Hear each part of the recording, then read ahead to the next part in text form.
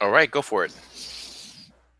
Good morning, good evening, good afternoon, everyone. It's V the Gorilla Economist coming to you live with our main guy, the one and only Charles Hugh Smith of Two Minds Blog. Charles is a very prolific writer and thinker. You can find many of his books on Amazon.com as well as your local bookstores or whatever your book retailer is that you utilize. You could look for his work. Charles Hugh Smith is amazing. I love talking to Charles. I love the way he thinks. And without further ado, because he is no stranger to this program, Charles, how are you, buddy? Very good, V. Let's get right to it. Money, money, money, money. Money, money, money, money, money. That's right. You made an awesome point before we went live about money and what the linchpin is with us as people on this planet, as individuals, as independent individuals, freedom-loving people. The only way, and you and I have mentioned this many times before, is the only way we're going to beat these guys is just just not participating, just saying, you know what, we're done. And I believe firmly, Charles, that there's enough of us in the tens of millions that are out there that we can create our own economy. We can create our own sub niche decentralized economy where we're not reliant on these miscreants, these statists who are completely out of control. And I think your message today needs to be rung in the ears of every single person. So go ahead, Charles. Right. Well, V, what I have said repeatedly is if we don't change the way we create and distribute money, then we change nothing. In other words, all the stuff that people are promoting, oh, this idea, this law, this statute, this regulation, this tweak of a policy, this, if only the Fed tweaked this policy, or if only the economy did this, and it's all like, none of that matters. None of that's going to change anything because the whole economy rests on how you create and distribute money. And our society rests on that economy. So when people, they start wondering, or they're wringing their hands over income inequality, or the opioid crisis, or the sort of decline of civil society, all of these issues go back to the economy, because the economy defines how society develops and what society can do. And then the economy is based on what we do with money. So right now, our system of money, it's really pretty simple. It's created at the very top of the wealth power pyramid, right? At the very, very top. And it's Correct. distributed at the top.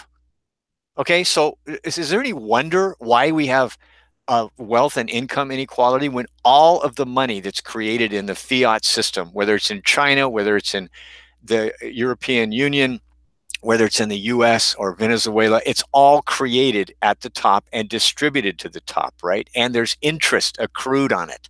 So we end up paying the bankers for the use of their money. And so as long as we stay in that system, it's hopeless. There's no policy tweak, no new regulation. Nothing's going to change anything. And so that's where I'm excited to talk to you guys, because you guys see this as the reality too. We have to have a new form of money. And we all know that cryptocurrency is the technological innovation that opens new doors to us all. Absolutely. I mean, cryptocurrencies is the technological tour de force. It is the game changer, and this is why it's so vital that people get in on it and start utilizing it, and that we build platforms and businesses and payment solutions and lending and all these things built around cryptos, because this is how we decentralize. And this is why, and this is how the banks over the last several months have been working diligently with federal regulators, folks. Remember, these regulators walk in lockstep with the banksters, covering their crimes. And these banks have been working very hard in order to mosey on in on the crypto world in terms of, hey, whatever you trade, when you trade a crypto, when you're doing this, oh, that's a taxable event you're doing, which is forcing somebody who's originally wanted to be in cryptos and try to decentralize. It is forcing them to be in the being in the fiat world, being into the clutches of the regulators. And this only happens because we are spending way too much time, energy, and resources still being plugged into the system. Right. And And so the idea, there's several big ideas in the cryptocurrencies, or that are enabled by cryptocurrencies, and one of them is I think you touched on just now, which is to create a decentralized, relocalized economy. We have to be able to relocalize money. In other words, if we have to borrow it from the Federal Reserve, well, then it's already lost. There's no way you can relocalize an economy if you have to borrow from the banks, or you're depending on the Federal Reserve to issue some trickle of their money to you. That's not going to happen. So with cryptocurrencies, communities can actually create their own cryptocurrencies, and there's lots of examples of this. Like Steemit is one, where a community says, okay, these are the rules for issuing crypto. You create some work or do something that benefits the membership of this particular group, and we issue cryptocurrency to you based on these rules. And so this, to me, is a revolutionary concept that people haven't quite grasped, in my view. People understand local currencies like scripts, like let's just print a bunch of things and call it money. And then if we can find people that will accept it as money, then you can have a local currency. But there's the rules are not as explicit as possible with a cryptocurrency. And so the cryptocurrency space, in my view, allows a diversity of money. Right, that's part of it. And so what we were talking about before we started recording is you guys are working on creating a pathway between cryptocurrencies and precious metals, and that's a core form of money, right? That's a key highway that we need to pave between cryptos and precious metals. And I'll let you describe why that's so. Yeah, I mean, the biggest problem in the cryptoverse, because of all these regulations being thrown up by various jurisdictions throughout the world, is, hey, you can't liquidate, you can't do nothing, you're pretty much locked into it. Or if you do liquidate, there's exorbitant fees that you have to be paid, and of course there's taxable fees. I mean, case in point, within our U.S. jurisdictions, let's just say you're a person on using an exchange like Coinbase or whatnot, you can pay a variable fee of up to 10%. And God forbid, if you have a ridiculous amount, if you're one of those crypto millionaires that are out there, you want to liquidate because you're tired of being a crypto millionaire, because you're just a crypto millionaire. You have no way of actually becoming a fiat millionaire and putting those millions of cryptos to good use. Well, you're stuck, because now Charles, you know what I found out what the effective taxable rate is for the IRS for if you have $400,000 or more in cryptos? Yeah, I believe it's what, 33%, or is it 36%? 39.6. Close. Yeah. 39.6. I mean, it's ridiculous. It's absolutely ridiculous.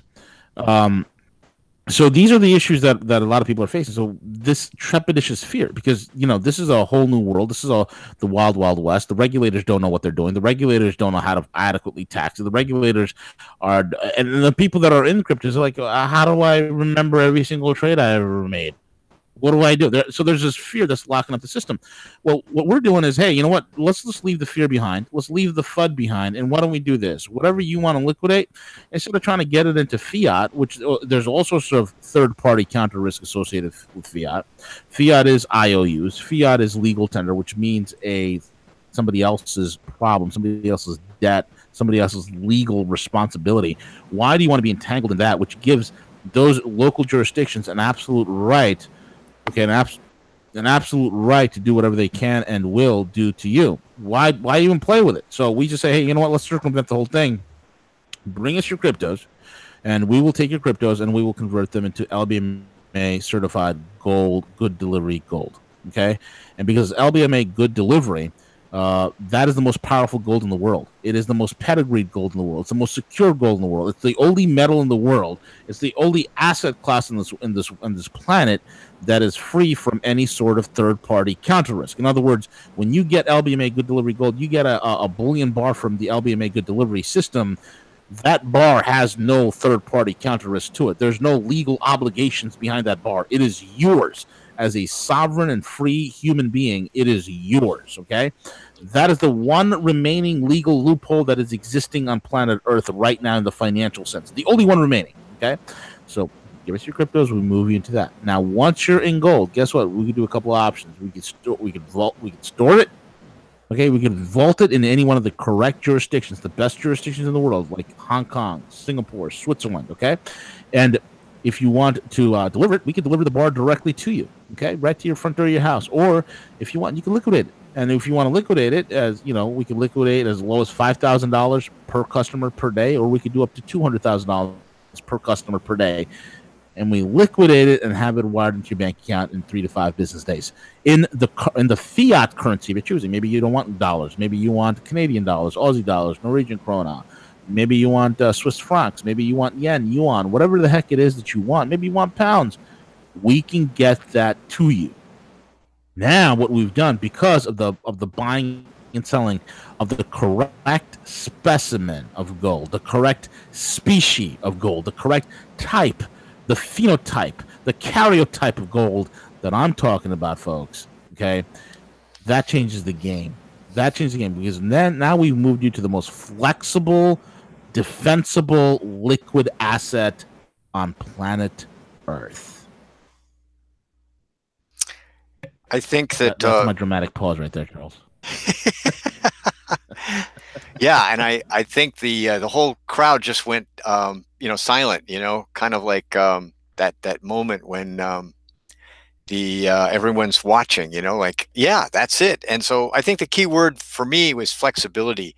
And that's like, as we go into this next decade or two of complete financial, economic, social turmoil globally, then flexibility is a key asset itself. And so this conversion between crypto, gold, and fiat, that maximizes flexibility, and that's really what everybody that has any assets at all needs. And so, in other words, how to transfer your phantom wealth, which is what most of the money in our system is now, is a phantom form of wealth that is going to devalue or depreciate for all the reasons we've discussed many times, into something that's more durable and more usable in the kind of decentralized economy that we're talking about as the only viable, sustainable future economy that we can have.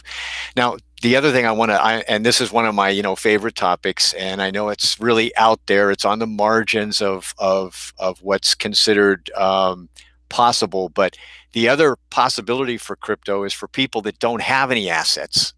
Then my scheme, my proposal is, well, we could create a special cryptocurrency that's issued in exchange for labor that does something useful in a specific community, fills some specific community scarcities, right?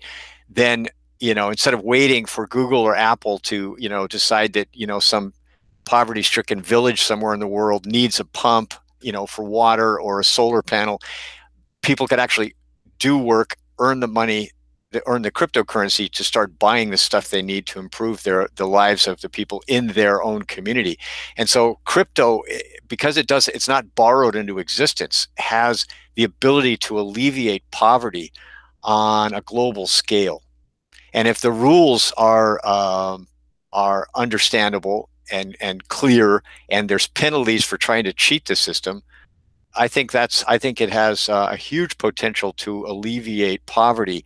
And so if you want to talk about, how do we fix the global economy? Well, we fix the global economy by fixing our local economies, right? Whether it's in Africa, Asia, South America, North America, wherever, right? All of these economies are struggling with these burdens and asymmetries that are created by the global economy we have, which is has all the capital and all the money creation and distribution tools at the very top of the wealth power pyramid. And so we need to be able to push that capital down in below the top 0.1%. And so that's where cryptos have, if you will, two potential uses. One, to take your phantom fiat wealth and convert it into something that's more durable and useful, And then number two, it has the potential to alleviate poverty in local communities on a global scale, at least in my view. No, I agree wholeheartedly. I mean, let's look at banking, the thing that we in the Western world and the developed world take for granted. The thing that, we don't think about banking. We think about banking the same way we think about electricity or something else. It's just another utility. It's some of us also see it as an unnecessary evil.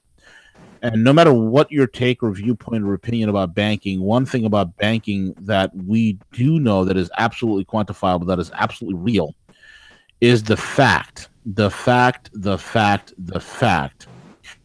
that we have today in this world 6.23 billion, with a B, billion people who are unbanked and or underbanked. In other words, you have 6.2 billion people that have no access to the global economy in the age of modern banking, in the age of online banking, the age of all this banking stuff and ATMs and debit cards and this, that, and the other. You still have the vast majority of people, because we in the Western world, we in the developed world, there's about a billion of us. We don't think about banking. We don't think about the global economy because we're so insular and myopic in our views. But globally, there's a need. And that's a need. The people always say, well, how come they can't? Well, they just can't. The banks are incapable. You see, folks, there are certain models that simply cannot work in certain places. Otherwise, the banks would have existed in those regions of the world that I just said. And Charles, what people fail to realize is the utter, abject, total failure of banks and banking institutions from reaching those areas. Those are places where the banks can't go, that cryptocurrency can absolutely go. Yes, you're so right. And the other part of the crypto story here in terms of creating banking functions, there's a couple of points I'd like to add. One is that crypto also enables crowdsourcing. In other words, once you get to a point where there's perfect convertibility in cryptos, then someone could loan money, $100 to some village far away that could use the money, and then that the whole thing is without a bank, right? In other words, we can provide the services of banking, like certain accounts and being able to borrow money for productive uses, but do that without the centralized system of banks who are taking their skim, and Exactly. and the other thing is that cryptos lend themselves to mobile phones. In other words, of the 6 billion Oh, absolutely. unbanked people, 5 billion already I was have just a about to say that. I was just about yeah, to say, go ahead, yeah, Charles. go ahead. Yeah. No, I was about to say that. It's like you go to the deepest, darkest places of the recesses of this world. You won't find a bank, but you want to know something. You'll find villages where entire villages have one cell phone. And that cell phone is connected to a solar panel that powers it, because that cell phone, the most rudimentary smartphone that you have, whether it's an Android One unit or it's a Windows phone or it's some other platform, they are able to check the local weather conditions. They are able to check the local commodity prices. So these villagers rely on that one smartphone to go ahead and trade their wares on a global market. It's given global economic reach for that one paltry, small little village is now linked into the global economy because of the power of a smartphone and cryptocurrencies, folks. Guys, this is huge, huge. Right. And another point that we should look at in crypto that's different than the conventional banking is crypto can be self-funding. In other words, we know the blockchain, the Bitcoin model is that it's mined, right? And then you're paid in the currency that you're mining, right? Now, there's other models other than than Bitcoin. But the basic idea is the same in the Steemit system or whatever, that the crypto systems can be self-funding because people will be paid in that crypto to maintain the database, essentially. And so that's another key function, is you don't need a centralized government or something to fund this. You don't need a banker skimming everything. It can be self-funded. And so that's another really important feature of fighting poverty is that if you eliminate that centralization, you eliminate the skim. And that's another aspect of the power of cryptos to alleviate poverty. Absolutely correct. Absolutely correct, man. And that's how we win. We get more people using these decentralized systems, decentralized platform vehicles like cryptocurrencies. That's how we win. This is the nightmare of the banks, Charles. Right, right. And it's a nightmare of centralized governments too, because what happens to the centralized central banks, right, which are basically arms of the government that issues the currency? What happens to them if people have a choice and can start using decentralized currencies? Well, that takes away their power to inflate away the wealth of the bottom 90%, right? Which is what central banks have. And it takes away their power to print the money and give it to their cronies, to their buddies at the top of the pyramid, right? And so that would kill the central banking system. And it's if the central banks can figure out a way to coexist with a decentralized currency, that's fine. But they're not going to. What we want to do is we want to deprive them of the power to rob everyone via, inflation or devaluation of the currency. Correct, and that's the power that we take away. Most people don't realize that inflation is another hidden tax. And let's be honest here, in the last 150 some odd years of modern banking that we had, what did the banks actually give you? What did they give you? They've given you an ATM machine and a debit card. That's it. That's all they've given you in 150 to 200 years of modern banking, right? But how many devices, how many vehicles, how many schemes, how many instruments have they invented to release you of your wealth, to separate you from your money? There was a time that you went into a bank, you put money in, you took money out without question. It was your money. Today, you put money into a bank, you open up a checking account. Now you're no longer a client or customer of the bank. You are an unsecured lender without your full intent and or knowledge. And that's just the way the rules are because, folks, right, like I said, the criminal banks walk in lockstep with the criminal crime covering regulators. And that's the problem we're facing today, Charles. This has to end. And the way it has to end is we kill these people with cryptos, with gold, with silver, with alternative means. Right. And, what we're really talking about is a transformation. And so there were two models for transformation in the past. One was a violent revolution, right? But, as we've seen in places that have suffered those kinds of disorder, nothing really changes, right? The same boss, meet the new boss, same as the old boss, because the money system it remains the same. And if we know anything about the communist regimes, is that they were even more rapacious in terms of what they did to their environment and the ecosystems of those nations. They were completely destroyed, and they basically had the same centralized money system as any capitalist system. So they didn't really change anything. And so this sort of political overthrow is like a failed model, in my view. You start with the money. You start with the money, and then you move to the economy. Then you get social and political change that grows out of people having access to opportunity, access to capital, access to doing something useful in their own community. Then you get political and social change, positive change, just naturally, right? You don't have to impose anything, right? And so the other model is like in the 60s and 70s globally, there was a counterculture, right? Where people were disgusted with the status quo, and they sought to make a new economy, but they didn't have the missing link in the counterculture of that era was they didn't have any form of money other than fiat. So of course it failed. You know, Yep. you can't start a new economy unless you have a new form of money. Yeah. Yeah, Absolutely correct. yeah. Absolutely correct. So that's what we're talking about here It's is you got to have a new money. you have to. It's survival. Either A, you know, you can sit there and complain about it and whine about, oh, you know, the banksters and the elites have control. Folks, the elites don't have control. The elites have created a system that you involuntarily participate in.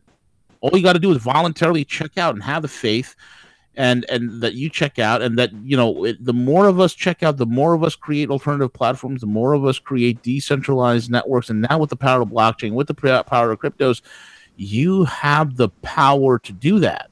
You have the power to do that. And now with our new platform, Liquid Base, we're going to give you access to a 270-year-old elite system that's outside of the banking network, that adds liquidity, stability, and security to this.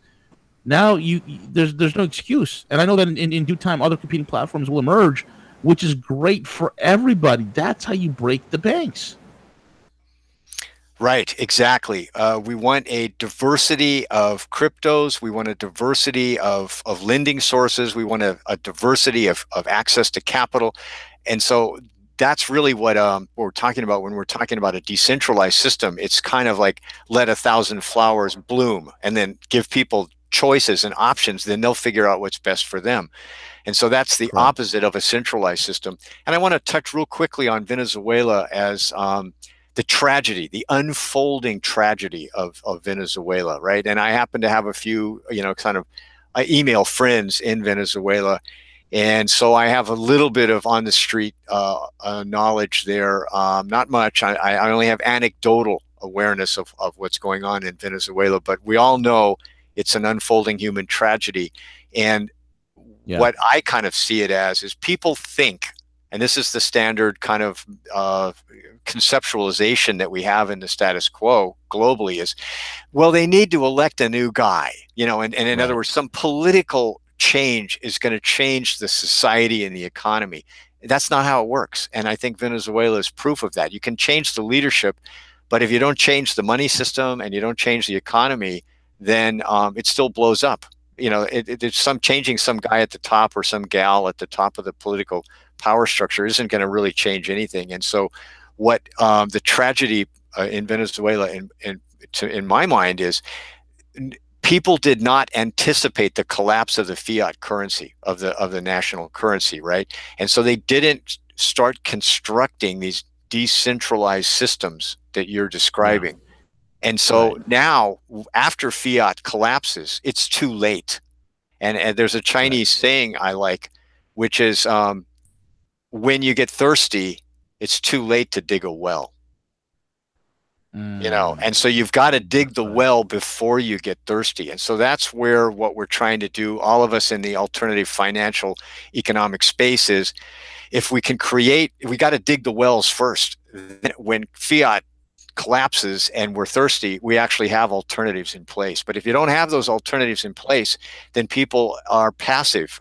They go into a state of sort of a zombie state where they're wandering around, don't know what to do.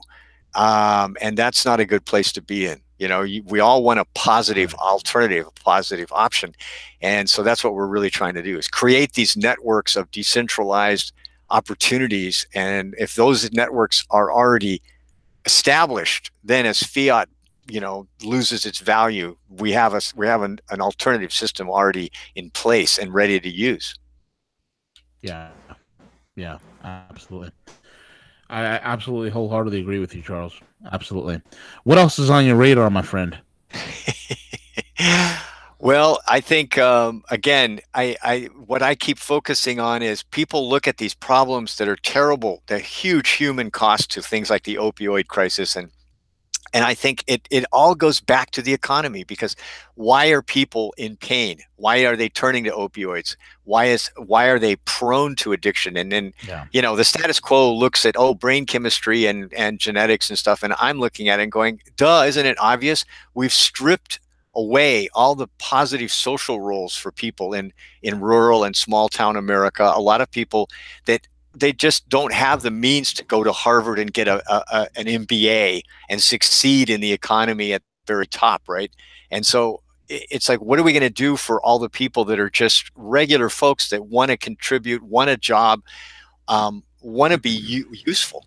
Well, we've taken that away for a lot of people, and so we end up with an opioid crisis. And then I get all kinds of email about it, people telling me, "Well, it's the people's fault. It's not the medical system's fault." And it's all like, it's the medical people's fault. It's the medical's fault. I mean, there are certain people that that could have a possible genetic propensity for certain types of addictions, and you have these opioids, which we know are, there's some genetic triggering there that some people do get hooked on, and they get hooked uncontrollably. It doesn't matter. And I've seen people that I've heard of people from the lowest of the low to the highest of the high getting hooked on this craziness. It's unbelievable, Charles, and the lives that are destroyed by it. It's incredulous to me. Right. And my kind of point here is that, if we had an abundance of jobs that people, felt were useful, not BS jobs, not make work, not training that goes nowhere, but actually serving the community and being needed. This is the kind of positive social role that all humans want, right? And we like leisure, but we really want a positive social role too, and so if you take all that away, which is the way our economy's going, then you leave people in despair, and people in despair and depression turn to drugs, and then voila, it's all downhill from there. And so if instead of wringing our hands over the opioid crisis, we should be looking at, like, how do we change our economy to create an abundance of opportunity for positive social roles and to build capital? Because when you look at the asymmetries in our economy, it's like a handful of people control most of the capital, and most people own nothing in terms of productive capital. I mean, so if you don't fix that, you're not going to fix your social problems, because your social problems arise from those economic asymmetries. Correct. Absolutely correct. Charles, we have so many other things that are happening in this world. Especially the recent shenanigans we see with the FBI, with some of the the Russia collusion thing that is really losing a tremendous amount of wind in its sail. What's your opinions on this going on shenanigans / entertainment that passes as it's the most ridiculous thing I've ever heard. It's crazy what's going on, Charles. What's your take? Right. Well, I was my site was one of the original alt media sites slammed by the fake organization, Prop or Not. That's right. I mean, God, I remember we had you on and the last interview, and they hit us, for having you on. It was crazy. Yeah, I poisoned your whole organization, because I'm a patsy of Putin. And so you look at the list of that kind of stuff, and that was the beginning of this whole narrative, right? The Russian collusion thing. And so if you look at the absurdity of the claims from day one, and yet the status quo mainstream media has clung to these absurd allegations for almost 2 years now, with no results to speak of. And you have to wonder. To me, the interesting question is why? Why are they so stupidly desperate to cling to a failed, obviously bogus narrative?